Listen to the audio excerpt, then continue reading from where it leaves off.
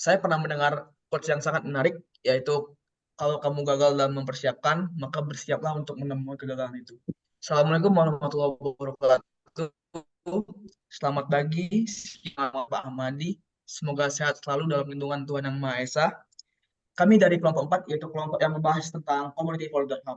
Oke, sebelum masuk ke presentasinya nih, ada pantun nih. Hari Sabtu berlari Cakep, santai. Cakep, Cakep-cakep dong.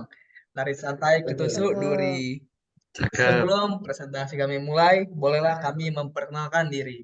Oke, perkenalkan nama saya Einstein. Perkenalkan nama saya Muhammad Afif Al-Fawas. Perkenalkan, nama saya Ririn Fitri Wulandari. Perkenalkan, nama saya Ahmad Gulam Zaki. Perkenalkan, nama saya Tabina Rahmah Azarawani. Oke, sudah perkenalan semuanya. Jadi kita di sini akan membahas atau mempresentasikan hasil final progress PBL kami dari mulai fase need analysis, fase data modeling, fase relasional skema, struktur tabel keseluruhan, dan juga kami akan mengimplementasikan database kami ini dengan MySQL memakai PHP MyAdmin. Oke, kita mulai dulu dengan fase need analysis. Satu, fase need analysis. Fase analisis kebutuhan, juga dikenal sebagai fase need analysis atau requirement analysis, adalah langkah awal dalam siklus mengembangkan perangkat lunak dan proyek teknologi informasi. Tujuan utama dari fase ini untuk memahami, mendokumentasikan, dan merinci apa yang harus dicapai oleh sistem yang akan dikembangkan. Fase analisis kebutuhan adalah kunci dalam memastikan bahwa solusi yang dihasilkan akan memenuhi tujuan dan harapan pemangku kepentingan. Di sini ada 4 fase need analysis, yaitu adalah volunteer, komunitas, admin, dan kegiatan. Dan yang kedua itu adalah fase data modeling dan relasional. Fase data modeling adalah langkah penting dalam siklus pengembangan perangkat lunak, terutamanya ketika merancang basis data untuk sistem. Fase ini bertujuan untuk merancang struktur data yang akan digunakan untuk menyimpan informasi yang diperlukan oleh aplikasi atau sistem yang akan dikembangkan. Selanjutnya, ini DR diagram. Yang pertama, user dapat melakukan login, kemudian akan disimpan di riwayat login. Setelah login, user dapat bergabung ke komunitas. Komunitas dapat mengelola kegiatan. User juga dapat bergabung ke kegiatan. Kemudian, user dapat memberikan komentar. Komentar akan ditampilkan di news. User juga dapat memberikan ulasan. Ulasan akan ditampilkan di kegiatan. Selanjutnya adalah relational schema. Di sini, user berhubungan dengan 4 tabel, yaitu tabel riwayat login, lalu tabel ulasan, kemudian tabel komunitas, dan juga tabel news. Lalu tabel news ini bakalan berhubungan dengan tabel komentar. Tabel komunitas ini bakal berhubungan dengan tabel kegiatan, lalu berhubungan juga dengan tabel ulasan yang balik lagi berhubungan dengan tabel user. Selanjutnya terdapat struktur tabel. Tabel pertama yaitu ada aktivitas dengan primary key ID, forgotten key-nya ID user. Isi dari tabel aktivitas yaitu ada ID, aktivitas, ID user, dan waktu. Selanjutnya ada tabel community. Primary key-nya ID community, forgotten key-nya ID user. Isi dari tabel community yaitu ID community, nama komunitas, deskripsi, password, ID user, nomor telepon, email, profile pictures, sertifikat, status, dan tanggal bergabung.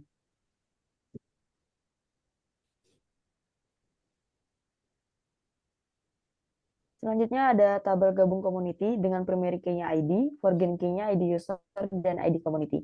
Isi tabel dari gabung community yaitu ID, ID community, ID user, status, dan tanggal bergabung.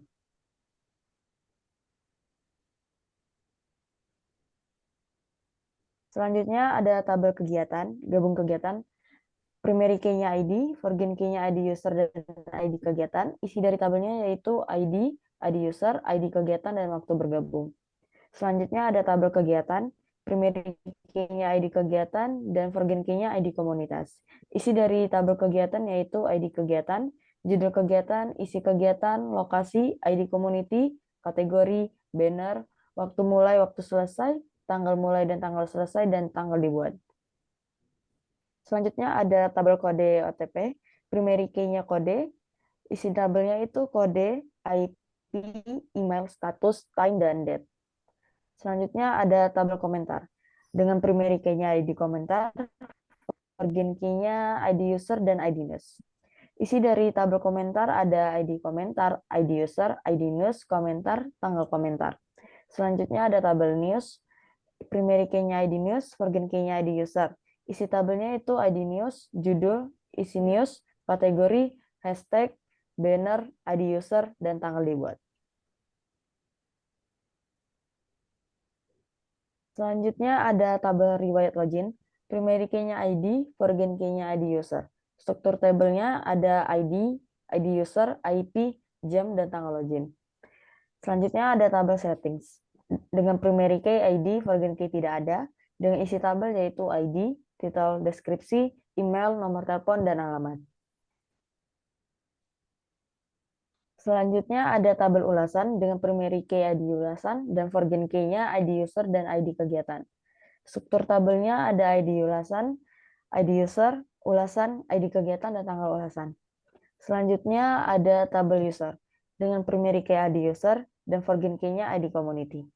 Isi tabelnya ada ID user, username, password, alamat, NIK, nama lengkap, kelamin, ID community, biodata, tanggal lahir, nomor telepon, email, status, level, dan tanggal bergabung.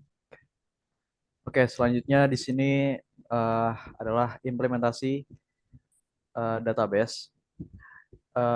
Yang dimana semua tabel di sini sudah kami implementasikan mulai dari user, ulasan, settings, riwayat login, news, komentar, kode OTP, kegiatan, gabung community, dan aktivitas. Oke, sebagai contoh, di sini saya ingin mengimplementasikan di tabel kegiatan dengan menggunakan insert. Di sini untuk judul kegiatan, sebagai contoh,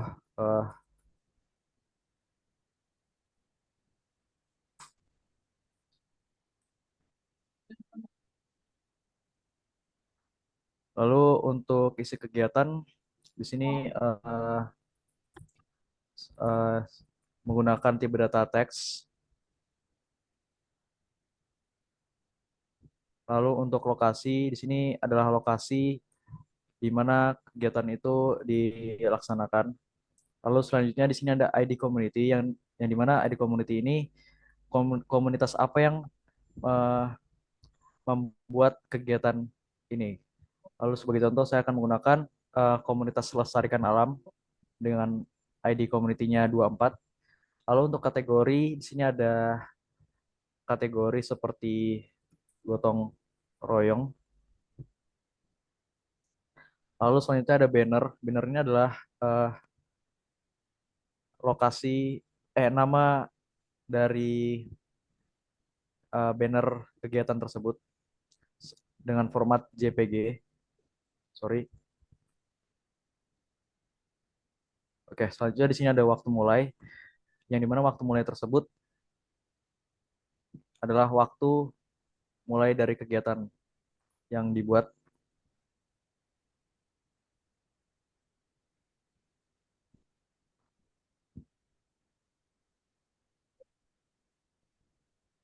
Lalu ini ada waktu selesai. Lalu selanjutnya di sini ada tanggal mulai. Tanggal mulai saya atur untuk hari ini. Dan tanggal selesai juga hari ini. Lalu untuk tanggal dibuat, ini adalah jam sekarang.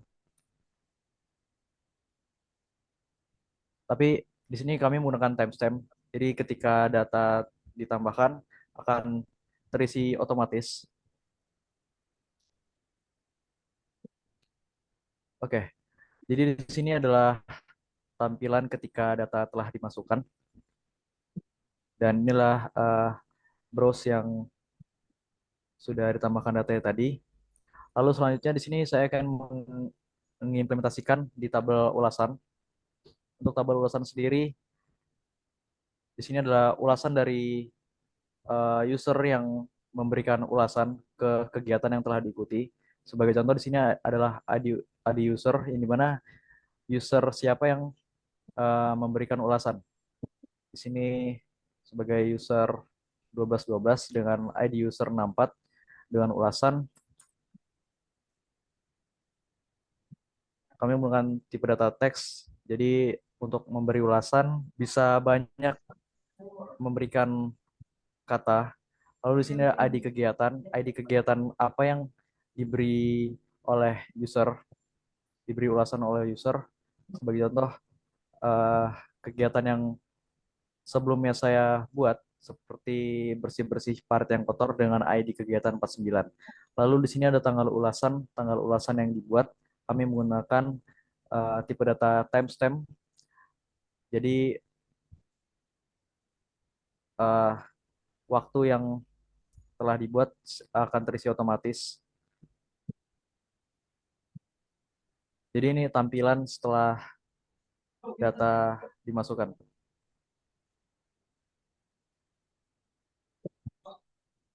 Lalu selanjutnya di sini ada browse dari ulasan yang baru dimasukkan akan berisi seperti ini. Oke, selanjutnya di sini saya ingin mengimplementasikan dari antara database dan juga web yang telah kami buat. Oke, untuk implementasi pertama yaitu adalah bagian judul dari web kami yang kami isikan di bagian settings. Seperti ini, seperti di title. Sebagai contoh, saya akan merubahnya sebagai P, kelompok 4. Lalu kita refresh kembali di web kelompok kami. Nah, dia sudah terhubung ke database jadi kelompok 4. Selanjutnya di sini saya ubah lagi seperti semula. Oke. Lalu untuk implementasi yang kedua yaitu gabung sukarelawan. Gabung sukarelawan, di mana saat user mendaftar di web kami, itu datanya akan tersimpan di database. Di sini untuk nama lengkap, itu nama lengkap kita seperti Aryo Sinanta. Lalu untuk username, kita buat Aryo SI. Lalu untuk bagian email, kita buat aryosi@gmail.com. Lalu untuk password, di sini password sudah terenkripsi. Jadi untuk keamanan sudah dibilang aman. Lalu untuk nick, kita masukkan data sebanyak 16 karakter. Dan batas maksimal karakternya itu adalah 16. Jadi untuk lebih itu nggak bisa dimasukkan. Lalu untuk nomor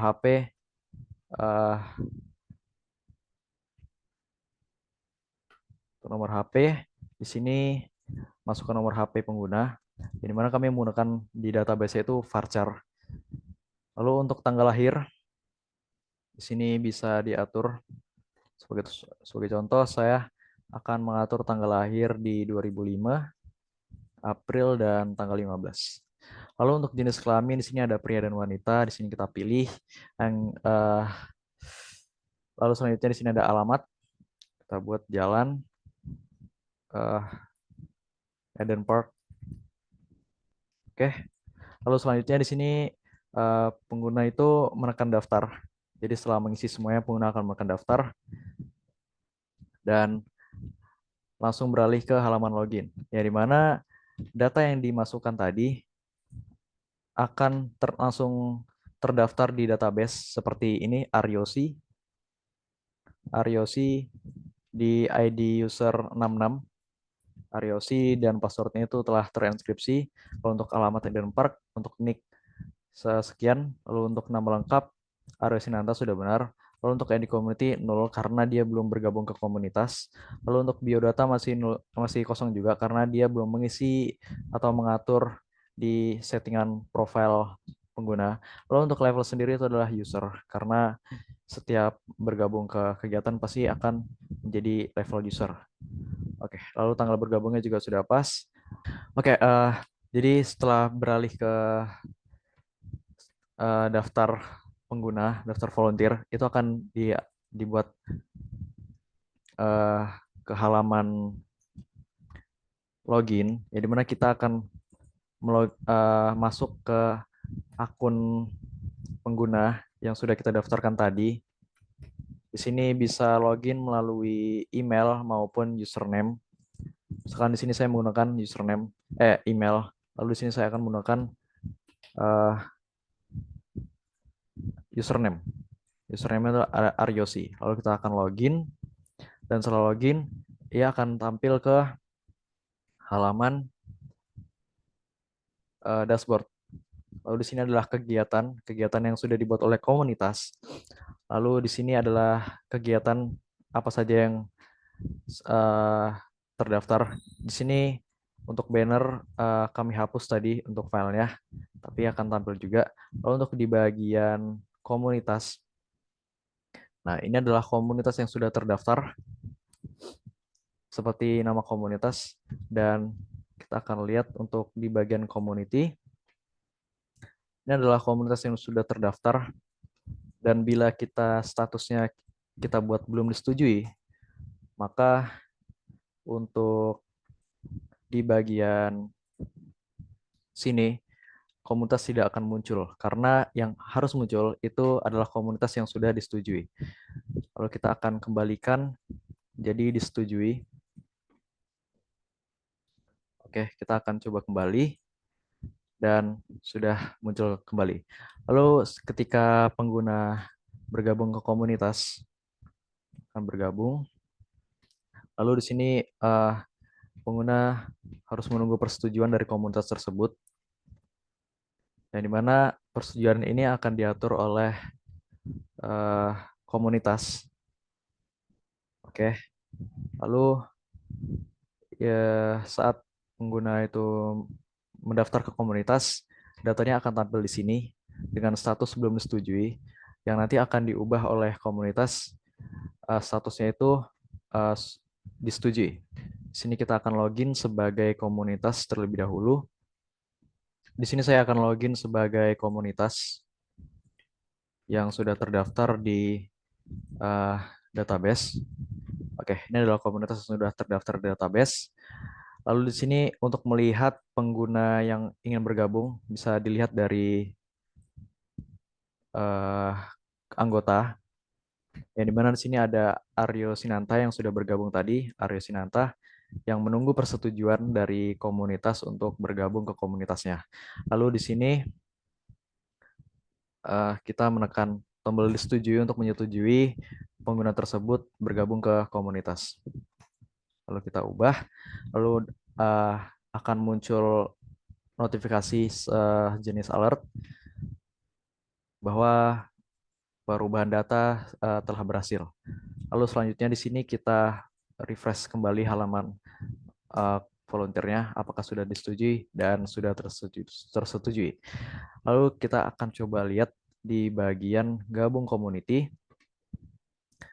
Statusnya berubah menjadi disetujui, dan juga di tabel user di bagian user Aryo Sinanta untuk ID community-nya itu akan berubah menjadi 24 yang dia daftarkan, ID komunitas yang dia daftarkan. Lalu untuk di bagian aktivitas juga tercatat aktivitasnya, yaitu si ini ID user 66, yaitu si Aryosi, itu bergabung pada komunitas Lestarikan Alam. Baik, untuk implementasi dari web antara database dan ke web yang telah kami buat, segitu. Oke, sekian dari presentasi kelompok 4. Kesimpulan dari presentasi kali ini ialah sebegitu pentingnya database dalam membuat sebuah website. Beli ikan di rumah Aura kasih. Cakep. Sekian dan terima kasih. Oke. Yeah.